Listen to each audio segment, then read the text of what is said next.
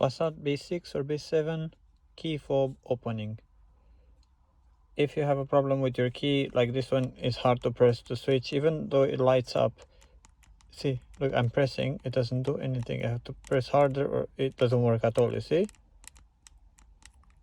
this is definitely faulty. And what I did, I bought a brand new key fob that I took apart already, but it's the same thing like this one. So I just want you to see how you're gonna open it in case you want to swap the internals from one to another, or basically I'm just gonna swap the blade and the chip. That's all I'm gonna swap, because the new key comes with a new board, so I can just code that in and that's it. Right, so you take the blade out. That's what goes out first. The new one came with a blank, so in case you only have a key, you can go and make another one just to be able to open the car. But we'll leave this one that there. So you take this one out, the blade. Then you see on this side, there's no button. In here, there's a little button that you press in to take this blade out, right? That's how it comes out. You see, I'm pressing on it to be able to push it in, and pressing on it to be able to pull it out. You got this one. Next one, if you want to take this cover out, opposite the part with the button, you just push like this and it just goes like that. So you push on this side and the switch looks like it goes in, but it's not. The shell goes out, and you just pull this one out, right? You might need a pick tool like this because it's very useful, and one of these ones, pry tools. What you do is just literally wedge it in, right? And this bit comes off, right? I don't need it, I'm just gonna put it here. Then if you just want to swap the battery, you literally just pull like this and the battery comes out, right? The battery is CR2025 in this one, but I believe that's wrong because it's CR2032 in the new one. See what I mean? So the battery was thinner, probably that was one of the faults as well. But anyway, as I got a new one, we're just gonna swap it. So to be able to open this one, usually it's glued around with one of these things. If you look here, there's a little hole, right? That's where you're gonna push it in and pull like that, and it comes out. It's gonna be a little bit harder because yours probably is gonna be glued. This has been taken apart before and repaired, as I see, but it's still, you see, it's holding on there, which means it wasn't completely out. And if you look at the board, it looks like water went inside. So I believe now that it wasn't a properly working bit.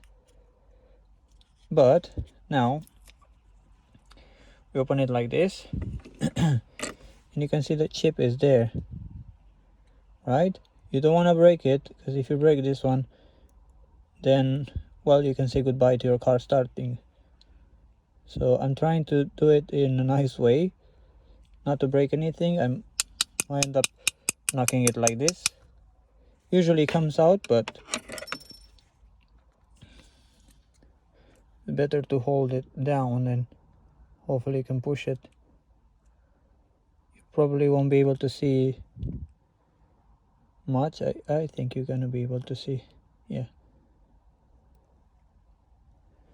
it's just you need something that's not gonna damage it, and this should do the job, hopefully. See, just push it in the back, get the glass out. Very gentle with this thing. I rather break this rubber and get it out.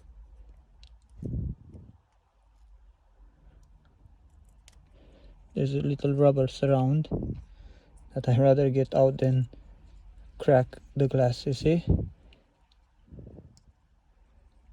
and the little glass chip is out. Without this you can't start the car. Right, then we get a donor key shell, we put it in there, right?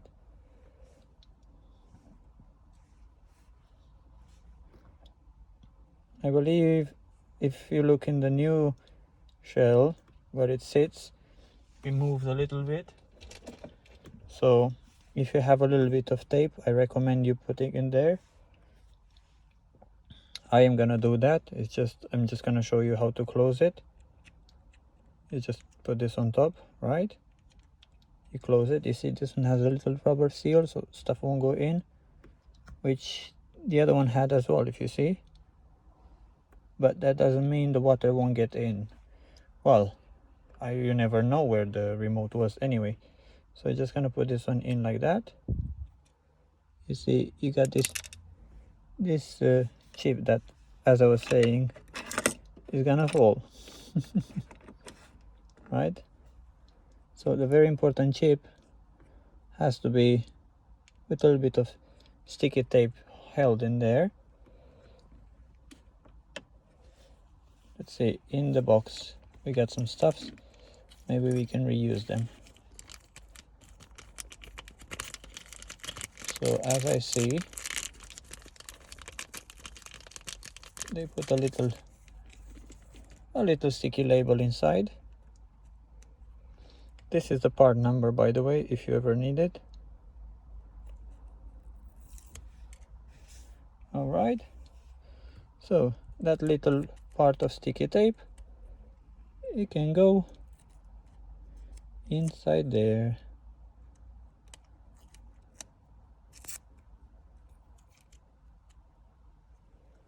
And it should hold the chip in place, not to wiggle about. I'll take it out.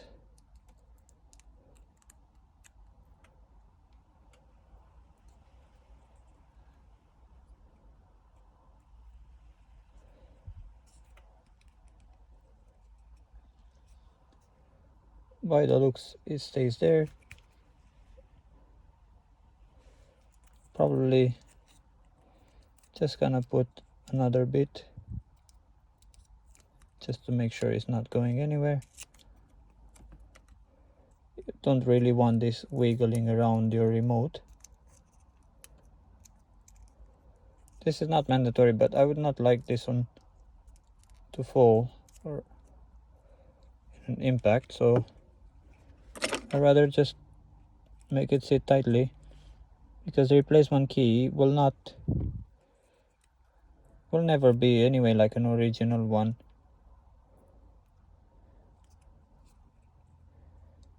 It's made in China at the end of the day, so it was £10.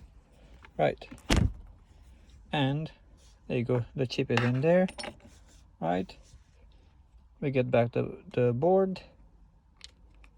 It goes like this. You see, you have two little bits where they join together like that.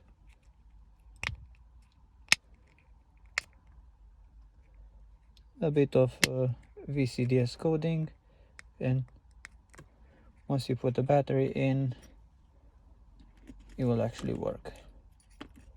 I already coded it, but I just took it apart so you can see what I'm doing. And as you can see, CR2032, this is the battery that's supposed to be in these keys. That's the key for it. And the remote even comes with a logo, so that's quite nice. And then this one goes on top. You can see it has this shape. Just click it back in and try. And obviously I did a VCDS coding with it.